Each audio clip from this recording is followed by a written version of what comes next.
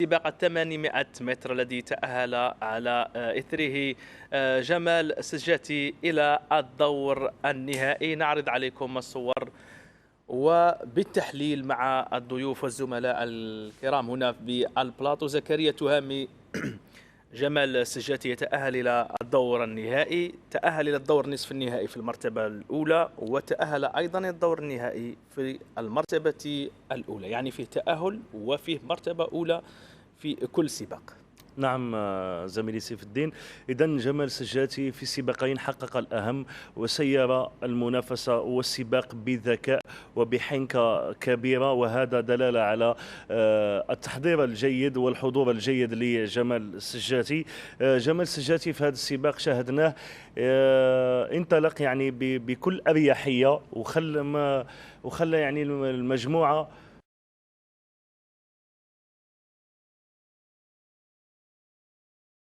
يتصدر المجموعة، لكن جمال سجاتي خبرته خلاته يسير اللقاء بأريحية تامة ودخل في المرتبة الأولى يعني دون عناء يذكر أقول. نعم زكريا، شوف هنا السباق سليم هواري شفناه كان في المركز الأخير في ال 200 متر الأولى، ثم شوف هنا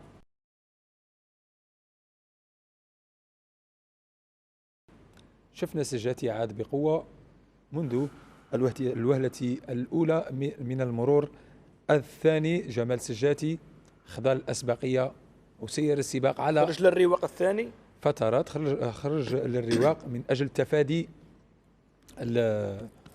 ما تغلقش عليه المساحة فعلا، خاصة بتواجد كل من كرامان أندريا من السويد، إلى جانب أيضا باتيسون بن من بريطانيا، وماسا ليلا من بوتسوانا. عديد من الأبطال الذين واجههم أيضا اليوم جمال سجاتي.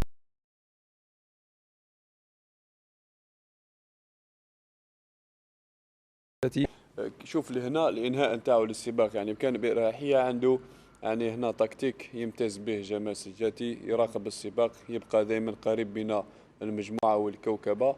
عنده في المرور الثاني كما قال سليم هواري، يصعد، يحاول دائما الصعود، دائما يكون في الانطلاق، يكون في الرواق الاول، لما يكون يحب يصعد يمشي للرواق الثاني كما قال لتفادي الزحمه، ربما تكون فيه زحمه، ربما يكون فيه سقوط، ربما يكون فيه عرق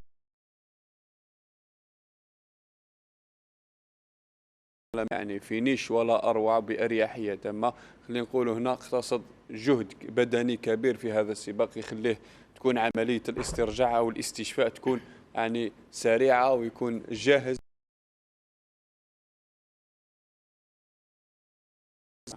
فعلا قلنا أن إجراء